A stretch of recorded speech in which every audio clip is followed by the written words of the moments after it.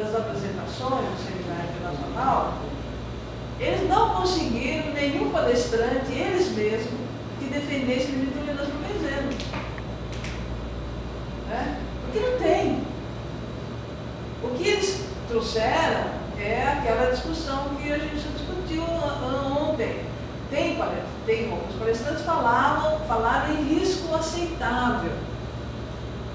Mas limite de tolerância, nenhum palestrante que eles mesmos trouxeram defendeu essa ideia de ter um limite de tolerância para o benzeno. Né?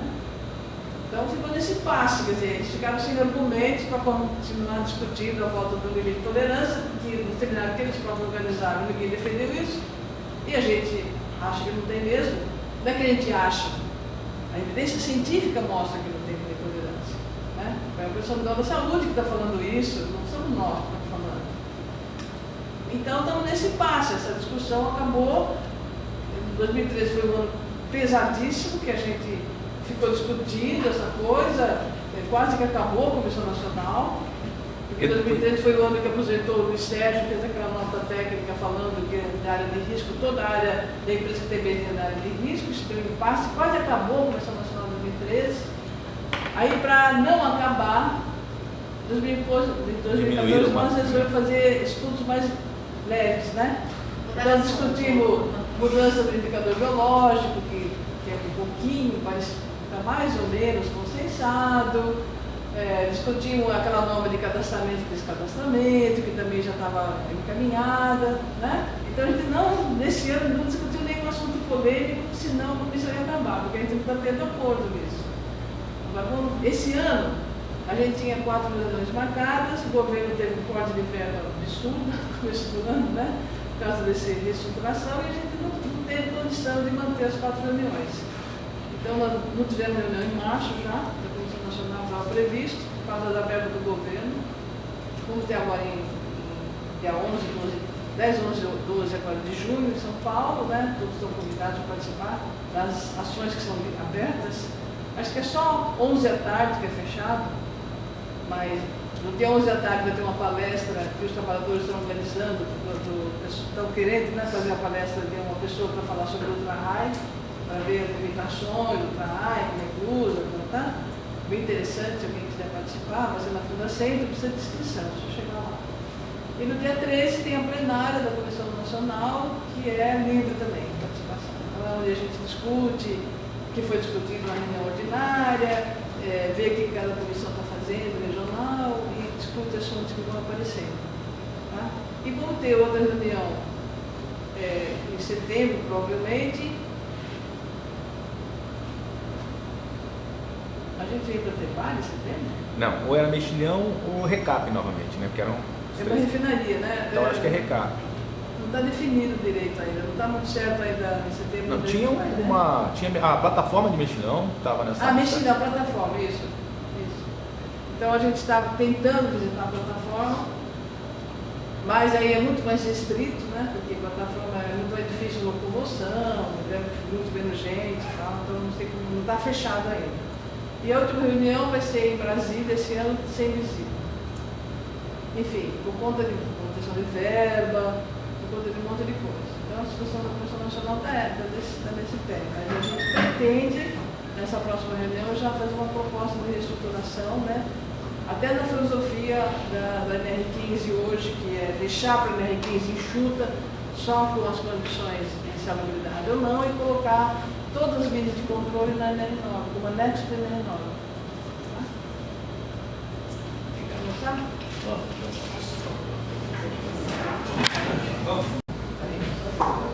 Patrícia, você coloquei no caso aí, está passando o VOC, daria incluso aí. Por definição, orgânicos voláteis, quando você vai ver o que são orgânicos voláteis, você vai ter sempre ali na lista o benzeno. Quando você está medindo orgânicos voláteis, você não está medindo só benzeno, mas você com certeza também está medindo benzeno. É outro conjunto. É um conjunto, normalmente é benzeno, você vai ver a definição benzeno, BDX, né, que é benzeno do Todos os voláteis brasileiros. todos os voláteis da gasolina. Então você medindo um VOC, tem algum VOC que não vai ter benzeno? essa condição nossa de nada. Por exemplo, se Vai você pegar depender do cliente, vai ser raro, né? a não ser que você pegue, por exemplo, acetona. Acetona é volátil, também o produto. Não, eu falo na indústria de petróleo praticamente. Às vezes o petróleo é quase que impossível ter benzeno. Eu não digo impossível, porque pode acontecer, dependendo da situação.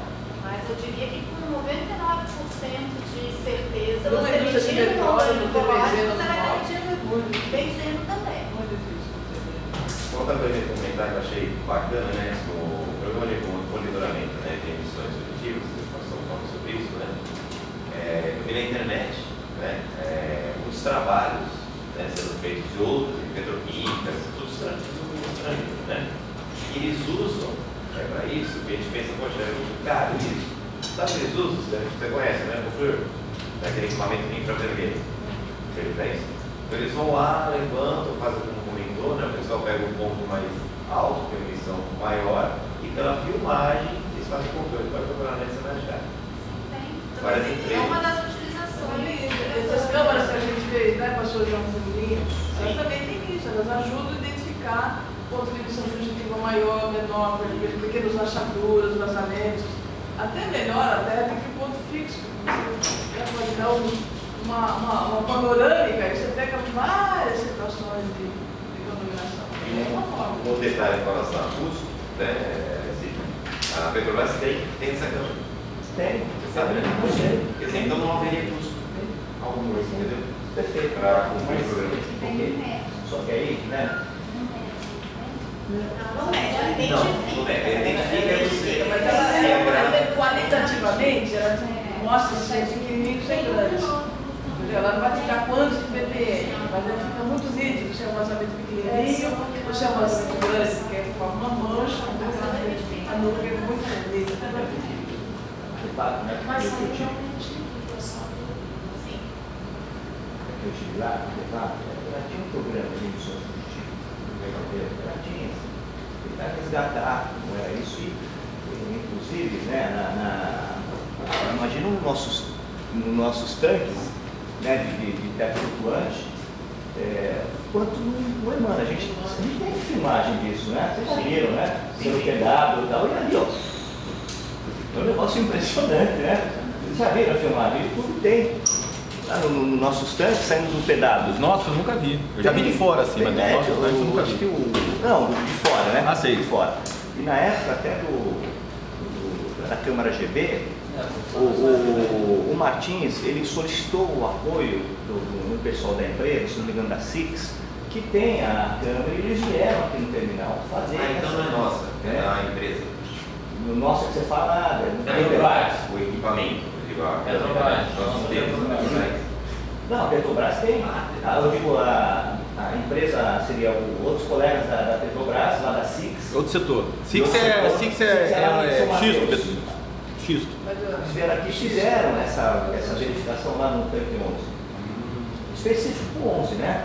Ali como o trabalho era esse da membrana, para identificar ali no local. Mas então, essa câmera o seguinte, já teve um outro momento lá atrás, que era o Leonardo, você lembra do Leonardo? Tidiero. Sim. Que foi feito porque existia um programa desse da empresa, não era a visão era outra ainda, era o quanto que se perde de dinheiro. E aí foi feito um mapeamento lá atrás isso, para ver o que era, se valia mais a pena investir, porque você está evaporando as coisas. O produto, porque alguém fez essa conta em toneladas, apresentaram lá, levantaram o cabelo por causa disso. Só que depois, eu lembro que ele falou, olha, estão fazendo aí, só que eu nunca vi essa filmagem. Foi na época dele. Você comentou, Zanelli, tem um trabalho de doutorado em Camaçari, na Bahia, que você achar na internet, né? Ele fez sobre nafta e gasolina, muito bem feito lá, né? O doutor muito feito, né? A recuperação da comunidade de vapores, desses vapores, quanto que retornou para a empresa? Quer dizer, porque é nobre, né? É justamente a parte mais Está leve. jogando fora produto, né? Você pode não perceber num dia, no dois, porque quando é pequeno, mas se você soma isso num ano, tudo é largo você joga fora. Tudo é largo. Bom, Aí, só tirou uma dúvida. Quando você falou que não existia legislação específica para essa questão, você disse que esteja focada na saúde ou que só existe para as questões ambientais? A legislação sobre controle de saúde nos Estados Unidos, por exemplo, é do órgão ambiental. Mas a legislação é basicamente o seguinte: ela admite, quanto que ela admite de evaporação a 1 centímetro da fonte. Então, a legislação dos órgãos de saúde da rede é mais ou menos isso. Ela fala que é admissível para o equipamento novo, que até 1 ou 2 centímetros de cada flange, de cada boca, você tem até 500 ppm de substância de NOx. Mas quando você falou na questão de legislação em relação à produção atmosférica, seria focada algo para o trabalhador, para a saúde do trabalhador, ou você fala de normatização? Quando normalmente a legislação vem do órgão ambiental, Porque o que acontece? Existe a PANAMA, a 438-300 de 2011, que ela fala sobre emissões de não, fala sobre controle. sobre o controle. Então, aqui também, isso eu entendi. então, na nossa gestão normativa do Peru, também fala sobre controle genericamente de regulação fugitiva. Eu acho que talvez você me chamou a atenção porque eu não especifiquei o que não é regulado. O que não tem regulamento no Brasil? Porque aqui tem as tabelas, todas os limites. Então, isso sim, a obrigatoriedade de você controlar a emissão fugitiva, isso está legislado. Inclusive, no acordo do benzeno, chama-se atenção para a emissão fugitiva. Então, o que não está ali? O que não está regulado é que pode ter 500 ppm a 2 centímetros da fonte. Esse número que está regulado. Não está. Entendeu? É só isso que não está regulado. Não que você não tenha que fazer controle de emissão fugitiva. Isso está regulado. Bom, então continuando aqui, né? O reconhecimento tem que ter a discussão de todo o processo, a gente tem que saber a quantidade de benzeno que está sendo processado, os parâmetros de temperatura, pressão, nas várias fases do processo, nos equipamentos que pode circular benzeno, o diagrama de bloco, né? todo o círculo, o fluxo do produto no ambiente, para saber em que equipamento está passando benzeno, quais são as fontes de emissão, descrição dos locais de trabalho, se os ambientes ficam abertos ou fechados, se fechados, área e pé-direito, se a ventilação é natural, se existe aquela proteção coletiva, os dados climáticos, interferência de áreas vizinhas. Isso daqui também é importante, né? Isso daqui é uma coisa que perturba muito, muitas vezes, a definição do homogêneo de disposição. Porque às vezes você identifica o homogêneo de disposição pela atividade, só que tem um grupo que às vezes fica mais próximo de uma fonte do que o outro. Né? Então, quando você vai verificar o grupo, você tem distorções no tipo homogêneo de disposição. Isso é importante verificar essa vizinhança aí. É necessário conhecer informações a respeito do trabalhador, né, a zona de trabalho, a posição do trabalhador em relação à fonte, a descrição das funções, dos procedimentos, das atividades, enfatizando o tempo e a frequência da exposição, a duração da jornada, número total de trabalhadores expostos ao benzeno, né, daqueles que têm atividade idêntica, que dão origem ao grupo de exposição, a quantidade de identificação como de maior risco. Na instrução normativa fala claramente que é importante identificar os trabalhadores de maior risco. Atividades, procedimentos de zona de trabalho têm sido identificados como de maior risco. Isso é enfatizado na instrução normativa. Tem que identificar as situações de maior risco. Dados indicativos de possível comprometimento da saúde relativa à exposição, queixa de saúde. Esses dados são importantes porque, às vezes, passa desapercebido algumas situações de maior risco, mas se tem lá trabalhador que tem queixa, isso tem que ser muito valorizado. Se tem queixa, alguma coisa está errada naquele ambiente e possivelmente alguma coisa talvez não tenha sido percebida como fonte de contaminação. Ou então, às vezes, o trabalhador é um dos mais sensíveis também, né? Porque infelizmente não todos nós todos vão ficar doentes. Tem algumas pessoas que são muito mais sensíveis e mesmo de concentrações muito baixas, ficam mais doentes do que outros. Então, de qualquer forma, é importante conhecer essa informação. Até rápido, né? Quem coloca as coisas, quem dá dor de cabeça, né? em várias situações, né? Aí eu converso, poxa, você não comunica, SMS? Não, eu já falo já com o médico no vídeo do ASO, né? Entendeu? Já relato, porque você pergunta, né? Você pergunta, quer dizer, já foi comunicado. E é uma coisa que nós, VTB, etc., não como você falou, já profissional médica, enfim, não temos como ter acesso. Não ser do colega, como o Libé. Só que existe assim uma certa, vamos dizer assim, resistência, não só com relação à dor de cabeça, com insônia, vários, eu tenho colegas que saíram de algumas regiões, né, eu tenho relatos deles mesmo, né, enfim, para ir para uma outra região em função de dor de cabeça crônica, ou insônia, ou enjoo, uma série de efeitos, né. E além disso, né, alguns colegas também comentando, né, que o hemograma era. Né? Aí isso foi colocado, né, também lógico, no departamento médico, na situação, tem todo mundo, né? Mas esses colegas ficam assim, olha, eu te falo, mas é extraoficial. Entendeu? Isso é normal, as pessoas têm um medo de colocar isso, porque seria, há motivo para esse medo. Numa empresa como a Petrobras, que a maioria dos trabalhadores são concursados, eu acho que isso não deveria de ser motivo, porque a possibilidade de você perder emprego por causa de uma queixa dessa é bem menor. Agora, nas empresas em geral, tem pessoas eletricistas, para ele começar a se queixar, é atestado de demissão. Não precisa ter dúvida disso. Eles não se queixam com medo de perder emprego. Obviamente que o salário é mais importante do que ele ficar doente para ele, naquele momento que tem que sustentar a família, ter lucro para pagar. Entendeu? Ele vende a saúde. Ele prefere vender a saúde por causa de uma ação imediata, que é pagar uma conta, ou pagar um médico para o filho, ou coisa desse tipo, do que perder emprego. É muito frágil a nossa relação de trabalho. Muito frágil. Principalmente quando terceirizado, né? E principalmente quando aprovada a terceirização da AREFIM. Agora essa regulamentação. Aí é o caos. Ainda bem que pelo menos a Petrobras ficou fora, né, dessa terceirização da AREFIM. Como empresa estatal saiu da... Colocaram de volta, né? Colocaram de volta. Não, não colocaram de volta. Não. Terceirização da AREFIM em empresa estatal não está colocada. Então, tinham tirado na primeira votação e na... Da lei que está para o Senado. Então, só mesmo, e aquele, no apenso que o PCdoB fez, que a Jandira Fegali estava fazendo, enfiaram o ratinho e eu assisti e colocaram de volta. Ela quis tirar a parte dela da coisa. PCdoB, a última... Colocou de volta a terceirização da AREFIM. O Carlos Sampaio, do PSDB.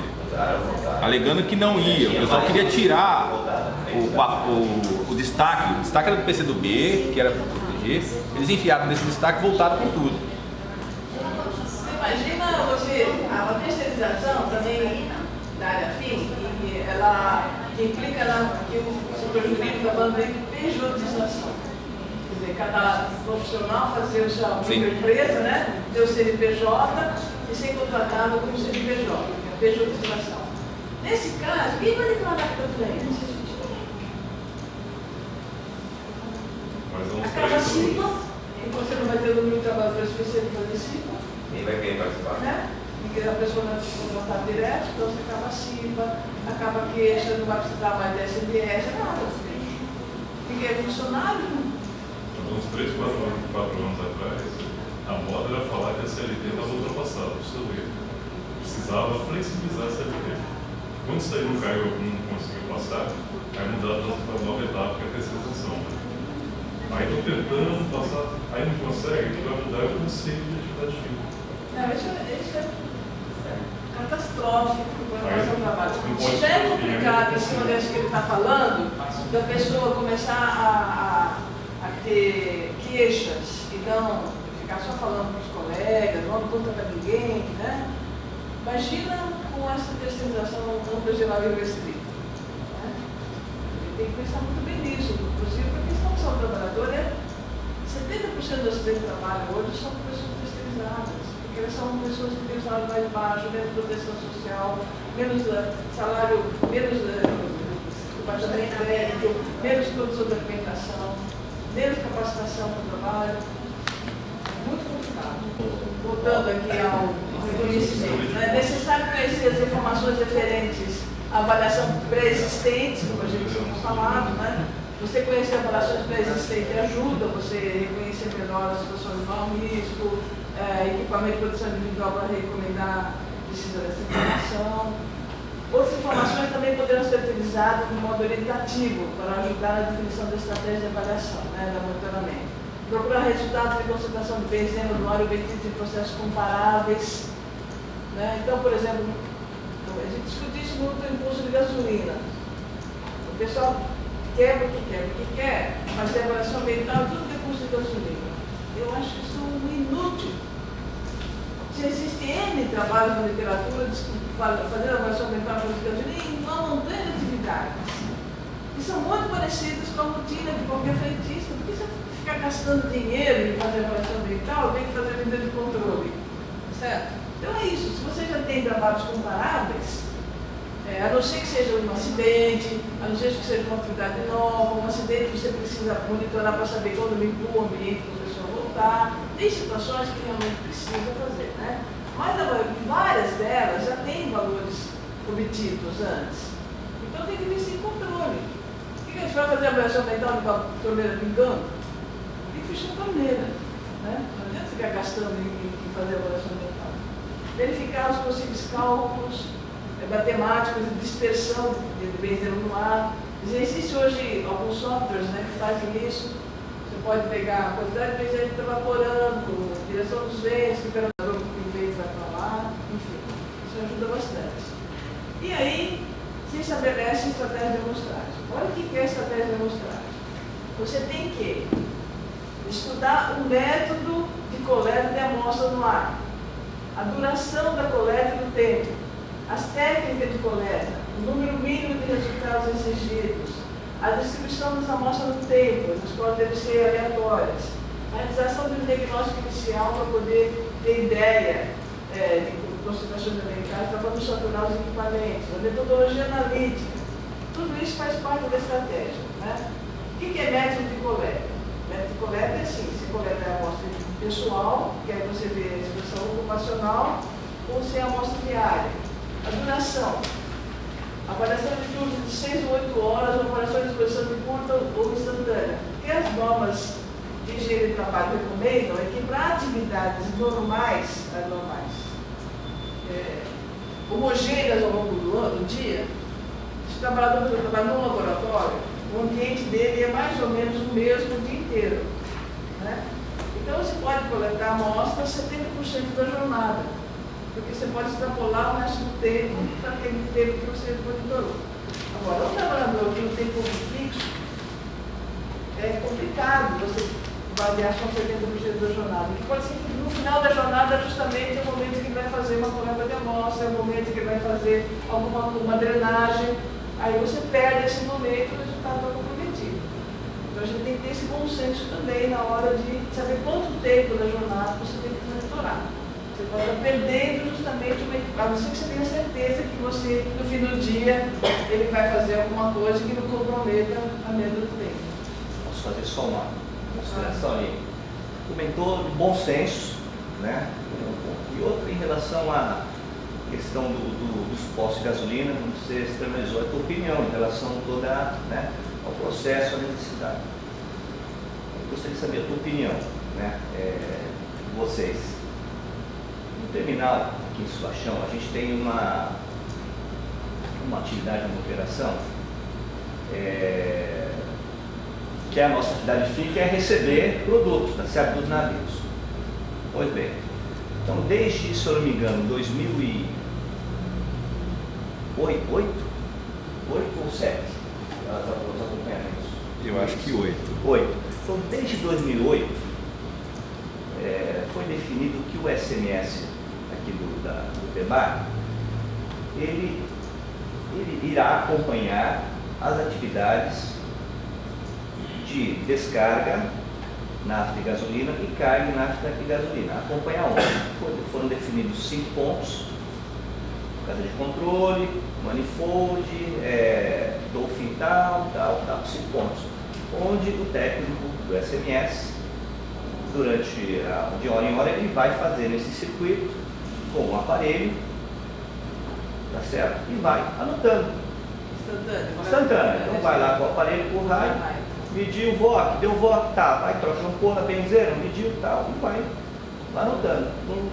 Então, desde 2008, então são 8 anos, né? 7 anos, a gente tem esse histórico, tá certo? Nos mesmos pontos, A, B, C, D, daí, né, assim, eu pergunto, né, assim, o que você entende dessa situação e o ganho. Por quê? Porque, conforme você comentou, eu já identifiquei o que eu queria com isso, o que eu quero com isso, qual o objetivo disso, né? Qual que é o objetivo? O objetivo não, pô, aqui tem, ó, dependendo do vento, se parou, eu tenho aqui, se está ventando eu não tenho, eu tenho lá no Dolphin, né? Na plataforma central. Então, assim, claro, a gente tem um objetivo para estar querendo achar um resultado disso, né? Tirar uma conclusão. Então, gente, a minha opinião é sempre essa, não adianta nada fazer avaliação ambiental quantitativa se ela não gerar uma ação. Senão você vai falar assim, eu controlo a exposição dos laboratórios, eles estão sempre a 10 ppm. Você está controlando, né? Eles estão constantemente expostos a 10 ppm. O que você fez? Você não mudou a flange, você não mudou o sistema de coleta, você não pôs o sistema de exaustão? O que adianta você ter um histórico de 7 anos sempre dizendo que o trabalhador está exposto? Você fez para diminuir? O que você fez isso? Isso implicou em proteção da saúde dos trabalhadores. Certo? A avaliação ambiental tem que gerar uma ação. Senão ela não precisa fazer por nada, ela não tem sentido. Não gasta tempo. Certo?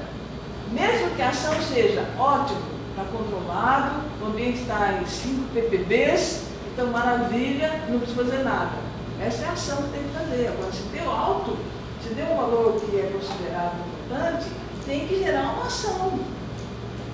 Entendeu? Senão, que adianta fazer avaliação ambiental? Por mais bem feito que ela seja. Sabe? Fazer só porque é uma rotina, ela pode ser importante se você está no processo de melhoria contínua. Você viu as avaliações. Pega o histórico disso, não mudou nada, vamos agir.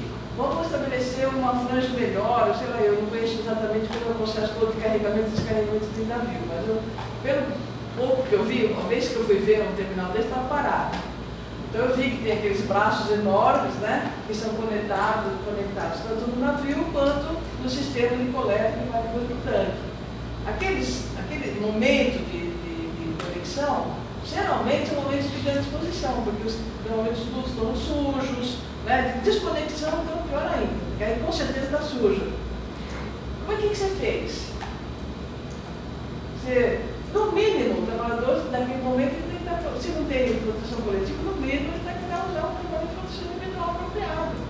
Agora, se só você fez a avaliação ambiental que está alta e não tem nada, a avaliação ambiental foi inútil. Então, mas Ela tem que gerar uma ação para proteger o trabalhador.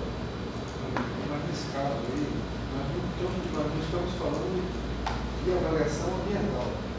Não, a avaliação é ponto fixo. Ele De avaliou vários monitoramento pontos. de uma operação específica de descarga ou carga. Por quê? Porque é sabido que nessas operações, né, a gente tem, não é emissão fugitiva, porque ela não é mais fugitiva. Vem posto, em outras situações, você tem lá emissão de gases, vapores de benzina, de nafta ou de gasolina. Né? Essa avaliação ambiental, eu acho que ela foi feita uma vez. Nós não temos outra avaliação ambiental. Então ele faz há 7 anos. Não, isso não é avaliação ambiental, isso é monitoramento de monitoramento, mas não é avaliação ambiental. A avaliação ambiental são todos esses parâmetros que ela está dando aí de como é feita uma avaliação ambiental, e não é o caso. Não, a nossa ponto Não é o fixo caso. também é avaliação ambiental. Não, mas a avaliação ambiental é exatamente todos esses parâmetros que você tem que colocar fazer uma série de cálculos que a gente sabe que tem que ter e determinar. Isso já foi feito lá atrás, mas isso tem uns 7 anos também, ou 8 anos. Mas essa medição, ela gera. Foi feito pela TWA. Então, Não teve outro. peraí. Posso falar? Pode. Tá. Foi feito pela TWA. Quando foi a última avaliação que a TWA fez aqui em São Sebastião? Foi há 7 anos? A última? É, eu estou te perguntando. A última foi feita. Da carga. Mas Tá. isso. Antes da carga, quando foi? Antes da carga, não lembro. Tá, então eu vou te dizer. 2013, 2012, 2013. De uma operação. Da descarga? De uma operação. De uma operação. Mas Bom, nós temos- pera um pouquinho. Mas é suficiente? Pera um pouquinho. De acordo. Então vamos esclarecer. Acho que é interessante o seguinte. diferentes. Nós estamos falando de coisas diferentes. A gente está falando aí, são 3 situações. Avaliação individual, que é o que a Aline está explicando aqui, a estratégia de avaliação, acho que ela vai chegar nesse ponto. Vamos ter hoje vídeo, a estratégia individual, aí vai ter a diária, ponto fixo, que acho que é isso que está dizendo, que é ambiental. Tá certo ali? Avaliação de amostra Ali, ó, diária, a- amostra diária, que não tem nada a ver. com a exposição ocupacional. E assim, o que o SMS está fazendo é um monitoramento, né, de pontos que foram definidos, sim, e que ele vai comparar e ele faz, mas não tem nada a ver com isso aqui. Sim, não tem nada a ver. Isso mesmo, você está correto. Não tem nada a ver. Agora, quando você fala que a amostra diária a gente não vai executando há 8 anos, que é aquela ali, eu digo para você que você está equivocado por quê? Ele faz sim, e juntamente com essas avaliações feitas individualmente com o GHE. Então, na campanha, que foi feita aqui no TEBAR, que é feita no TEBAR, quando a gente faz a campanha, ela vai falar do enxugamento, de acordo com as semanas que tem que ser repetidas, no nosso caso, 4 semanas, faz-se que a nova avaliação com o GHE, dá com a bombinha, né? A bombinha, cada um nas suas atividades, e também as amostras diárias. Que essas amostras diárias por sinal, elas são definidas em comum acordo com o PTB, o sindicato, o ciclo, enfim, com os participantes ali do processo. Então, essa amostra diária que nós estamos falando foi feita sim, em 2012 e 2013, quando desse trabalho da TWA, da descarga. Agora o que a gente está fazendo é a carga, né, para concluir todo esse processo. Então, o primeiro trabalho que foi feito a respeito de avaliação digital, de concentração de desenho desse trabalho, Tá. foram pegos vários tipos de operação em vários dias, em várias situações. Tá. Já em 2012, 2013, a gente não pode dizer a mesma coisa. Deixa eu só falar um pouquinho só. Assim. É aí que aconteceu. Tá. Esse primeiro gera aquele relatório com aquele índice, que é 36 meses, 42. Esse do que você está falando já foi feito aquele que caiu na necessidade de fazer com um prazo mais curto, que é um período bem mais longo. Eu acho que ela vai explicar. Deve botar isso na frente aí. Vamos chegar lá. Agora, eu só queria falar uma outra coisa, que é assim, o que gerou isso tudo? Né? Nós carregávamos, né, e tem descarregamento também aqui de nafta e gasolina, e o que acontecia no Pierrot lá é que a gente parava a descarga, porque a gente estava descarregando com uma vazão alta, estava insuportável o cheiro dos trabalhadores lá, fazia, baixa a vazão, a gente abaixava a vazão, baixa mais um pouco que ainda está fedendo, baixa mais um pouco que ainda está fedendo. Para a descarga, e ficava 20 horas parado a descarga lá, porque não tinha condição, entendeu? E aí esse monitoramento veio para facilitar isso, né? Veio a construção da casa de controle, né?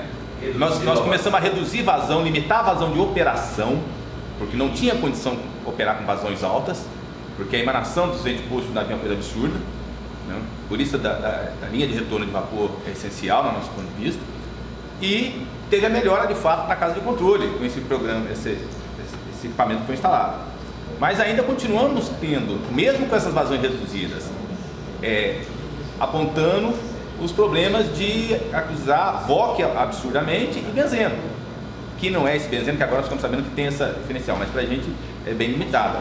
Isso tudo que gerou e vem fazendo esse acompanhamento nas operações, toda operação de carga de nafta ou gasolina aqui, o técnico de segurança tem que acompanhar e fazer essas medições de uns pontos que foram determinados. Então você me deu uma informação interessante, que é o seguinte, ele tinha me dito que eles querem feito a avaliação ambiental, né, no ponto fixo. Você está me dizendo que ela gerou uma ação no sentido de controle de fluxo, é isso mesmo. Então é perfeitamente justificável você continuar fazendo os pontos. Porque elas estão servindo para quê? Para você verificar se a vazão de descarga está apropriada, se ela gera essa ação. Inclusive, Ela é apropriada. Agora, se ela não serve para nada, se ela serve apenas porque o protocolo manda fazer, o número fica engavetado e ela não gera uma ação, como você está falando, teve que diminuir a vazão, os trabalhadores não podem ficar nessa distância, hoje o vento está para cá, está para lá, então a localização dos trabalhadores tem que ser apropriada. Se ela não gera essa ação, ela não serve para nada se for só para medir. Tem que definir a estratégia. Se você vai fazer uma amostragem pessoal para ver a exposição nacional, você vai fazer uma amostra diária, você tem que variar a duração da jornada, que eu estava falando, né? Pode ser para turno de 6 ou 8 horas, você de operação, você amostragem instantânea. Ele estava falando, inclusive, que se o trabalhador faz uma atividade razoavelmente constante durante o dia, com os mesmos padrões de disposição, você pode avaliar 70% da jornada só extrapolar para o resto do dia. Se ele for um trabalhador que faz várias atividades, isso é complicado, porque pode ser que ele não pegue justamente a atividade de maior disposição. Né? Então tem que ter bom senso aí para definir esse negócio. A coleta de amostra. A amostra pode ser uma amostra única. Quando você usa uma amostra única? Você deixar um tubinho de carvão, por exemplo, um amostrador, um trabalhador 8 horas por dia, você tem que conhecer muito bem o meio de trabalho. Porque o tubinho de carvão, ele satura. O processo de absorção do benzeno e de todos os solventes é cobrindo as pequenas partículas de carbono que estão lá dentro. Então é um fenômeno de superfície. Se satura aquilo, o solvente passa direto. Então, se o ambiente é muito concentrado, não dá para fazer uma coleta única por jornada toda. Você tem que fazer coletas consecutivas. Tá? E tem que colocar vários tubinhos para cumprir a jornada toda do trabalhador, senão você está perdendo a amostra. Pode ser coleta parcial, pode ser coleta instantânea também, né? Esses daqui são as formas usuais de avaliação pessoal, né? Você pode usar um tubinho de carvão como esse. Esse tubinho aqui é fechado, ele só é aberto no ambiente de trabalho. Ele tem 2 camadas de carvão. Uma camada que chama camada analítica e outra que é a camada de controle. Para que serve essa camada de controle? Ela é um controle para ver se essa primeira camada saturou. Porque se ela saturou, que ele estava falando agora, cobriu todas as partículas de carbono aqui, cobriu com o benzeno, ou seja, o benzeno vai passar direto e vai ficar retido nessa segunda camada. Então é importante saber se o laboratório que recebeu isso na análise. E aí depois o que acontece? Esse tubinho é fechado, depois da coleta, e esse tubinho é mandado para o laboratório. O laboratório tem que colher separadamente a camada analítica e a camada de controle. Porque quando a camada de controle tem mais de 20% de material em relação à camada analítica, significa que você perdeu a amostra. Já foi embora uma parte do benzeno não foi coletada. Então, o resultado dessa análise ele tem que ser considerado que a exposição seguramente foi maior que aquilo. Tá? Não é para jogar fora, porque isso é um dado importante. Significa que o trabalhador tem uma exposição alta. Né? Mas o número obtido não vai